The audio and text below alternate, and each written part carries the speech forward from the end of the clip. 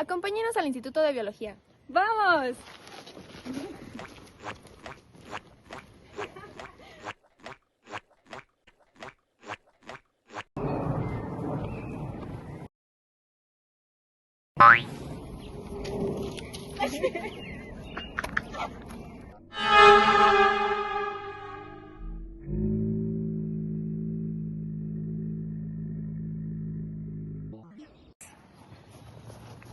¿Pero qué te ha pasado? ¿Qué te ha pasado? ¿Qué te ha pasado? Oh my God, ¿qué sangre? ¿Qué? ¿Sangre? ¿Ya no? Ahorita que vi la herida de Val, una idea surgió en mi cabeza. ¿De qué estará compuesta la sangre? ¿Qué compuestos tendrá o qué la conformará? Bueno, ¿y ahora qué es la hemoglobina? La hemoglobina es una proteína fundamental para la vida, ya que se encarga de transportar el oxígeno a través de la sangre hacia todas las células del cuerpo. Se encuentra dentro de los glóbulos rojos, también llamados eritrocitos, y gracias a ella los órganos y tejidos pueden obtener la energía necesaria para funcionar correctamente. Su principal función es captar el oxígeno en los pulmones y llevarlo a cada parte del organismo. Esto ocurre porque la hemoglobina contiene hierro, un elemento capaz de unirse al oxígeno de la manera temporal. Cuando la sangre llega a los tejidos, la hemoglobina libera el oxígeno para que las células lo utilicen en procesos vitales, como la respiración celular. Además, ayuda a transportar parte del dióxido de carbono de regreso a los pulmones para ser expulsado. En cuanto a su estructura, la hemoglobina está formada por proteínas llamadas globinas y por grupos hemo. Cada grupo hemo contiene un átomo de hierro, el cual permite la unión con el oxígeno. Gracias a esta composición, una sola molécula de hemoglobina puede transportar varias moléculas de oxígeno al mismo tiempo. Bueno, en conclusión, la hemoglobina es indispensable para la supervivencia de los seres vivos. Su capacidad para transportar oxígeno permite que el cuerpo produzca energía y mantenga el funcionamiento de todos sus sistemas. Sin ella, las células no podrían realizar sus actividades y el organismo no podría vivir. Los genes de la hemoglobina representan una familia de genes. El ancestro en común tiene más de 500 millones de años. El gen ancestral se duplicó varias veces y cada copia duplicada mutó, del modo en que el conjunto de genes resultantes dio lugar a una diversidad de genes funcionales y no funcionales. Los genes de la hemoglobina se dividen en las funciones. Algunos se expresan en el embrión, otros asumen la función en el feto y finalmente en la etapa adulta. Las anomalías genéticas de la hemoglobina pueden causar enfermedades más o menos graves, dependiendo de la mutación y del número de mutaciones. Las mutaciones pueden llegar a ser puntuales. Esto quiere decir que la mayoría son sustituciones de un solo nucleótido, donde cambia un aminoácido en la cadena de la globina. Igualmente pueden ser estructurales.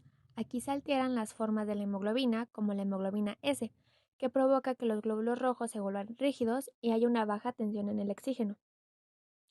Por último, se puede ver que generalmente se requiere heredar del gen anormal en ambos progenitores para padecer la enfermedad, mientras que al tener solo un gen suelen ser asintomáticos. La evolución del gen de la hemoglobina puede observarse claramente en ciertas poblaciones humanas que a lo largo del tiempo desarrollaron mutaciones que les ayudaron a sobrevivir mejor en ambientes difíciles. Estos cambios ocurrieron por selección natural. Las personas con características genéticas favorables tenían más posibilidades de sobrevivir y transmitir esos genes a sus descendientes. Uno de los casos más conocidos es la anemia falciforme. Esta enfermedad se produce por una mutación en el gen HBB encargado de fabricar una parte de la hemoglobina. La mutación cambia un aminoácido de la proteína, haciendo que los glóbulos rojos adopten una forma de hoz o media luna. Esto puede causar problemas de circulación, dolor y menor transporte de oxígeno. Sin embargo, aunque la enfermedad puede ser grave, existe un aspecto evolutivo muy importante. Las personas que tienen una sola copia de la mutación poseen cierta resistencia contra la malaria, una enfermedad causada por parásitos y transmitida por mosquitos. En regiones de África, donde la malaria era muy frecuente, estas personas tenían mayores probabilidades de sobrevivir. Debido a eso, la mutación se mantuvo y se extendió en la población a través de generaciones. Otro caso importante relacionado con la evolución de la hemoglobina ocurre en poblaciones que viven a grandes alturas, como en el Tíbet o en los Andes. En estos lugares hay menos oxígeno en el aire debido a la altitud. Para las personas que no están acostumbradas, esto puede provocar mareos, fatiga, dificultad para respirar y problemas relacionados con la falta de oxígeno. Sin embargo, las poblaciones que han vivido ahí durante miles de años desarrollaron adaptaciones genéticas que les permiten sobrevivir en estas condiciones. En el caso de los tibetanos, los científicos descubrieron que variaciones genéticas ayudan al oxígeno de manera eficiente. Su cuerpo logra funcionar correctamente sin necesidad de producir demasiados glóbulos rojos. Esto es importante porque producir demasiados glóbulos rojos puede hacer que la sangre se vuelva más espesa, aumentando el riesgo de enfermedades cardiovasculares. Por otro lado, las poblaciones andinas evolucionaron de manera diferente. Muchas personas que viven en los Andes tienen niveles más altos de hemoglobina, lo que les permite transportar más oxígeno en la sangre y compensar la baja cantidad de oxígeno en el ambiente. Aunque tanto tibetanos como andinos viven en zonas de gran altitud, sus organismos encontraron soluciones distintas para adaptarse al mismo problema. Comparación evolutiva entre especies. Para entender cómo la hemoglobina puede ayudarnos a estudiar la evolución, primero hay que recordar qué es. La hemoglobina es una proteína que se encuentra en los glóbulos rojos y su función principal es transportar oxígeno a través del cuerpo. Está presente en muchísimas especies de vertebrados como mamíferos, aves, reptiles y peces. Aunque la hemoglobina cumple prácticamente la misma función en todas estas especies, su estructura no es exactamente igual.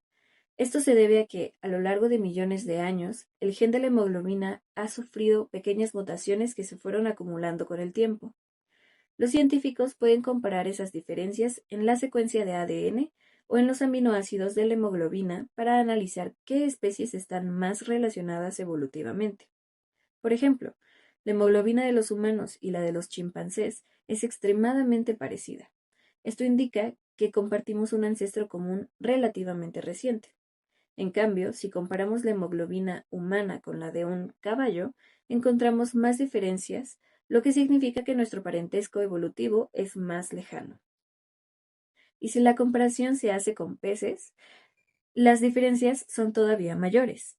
Sin embargo, el hecho de que todos estos organismos tengan hemoglobina demuestra que comparten un ancestro muy antiguo del cual heredaron este gen. Esto ayuda a construir árboles filogenéticos, que son diagramas utilizados para representar relaciones evolutivas entre especies. Básicamente, mientras más similares sean las hemoglobinas de dos organismos, más cerca suelen estar en el árbol evolutivo. Pero la hemoglobina no solo revela parentesco evolutivo, también muestra cómo las especies se adaptan a su ambiente.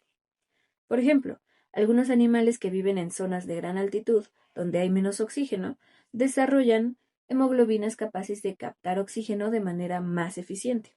Esto ocurre en especies como las llamas o ciertas aves que vuelan sobre el Himalaya.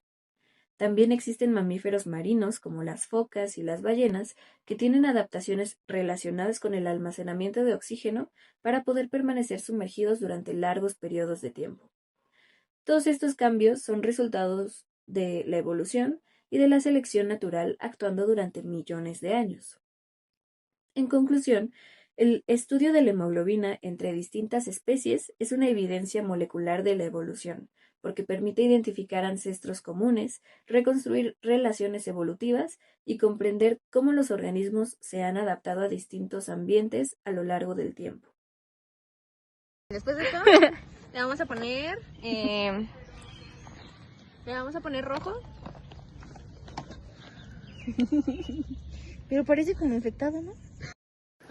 Acompáñenos al Instituto de Biología. ¡Vamos!